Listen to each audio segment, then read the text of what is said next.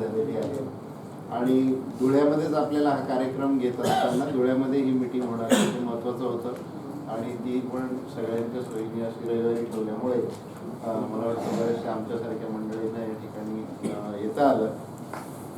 तर माझी सजेशन असं आहे की धुळ्यातलंच जसं आता मगाशी शामकांतनी सुद्धा मांडलं तर महत्त्वाचं आहे की धुळ्यातले जे सक्रिय लोक असतील किंवा जे अजून ज्यांचं कॉन्ट्रीब्युशन आपल्याला त्याच्यामध्ये ॲड करून घेता येईल.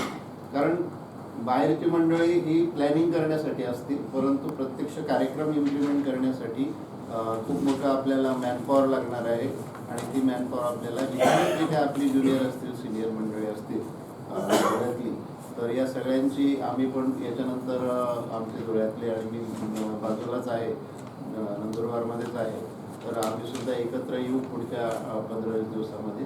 तर 8-1 दिवसांनी आम्ही सुद्धा त्याच्यामध्ये एकत्र येऊन जी काही ॲक्टिव्ह मंडळी असतील त्यांची यादी तयार करणे, जी वरिष्ठांना आता कमिट्यांना पोहोचवणे आणि त्यांनाही ॲक्टिवेट करणे हे काम करू आम्ही. एवढीच माझी सूचना आहे.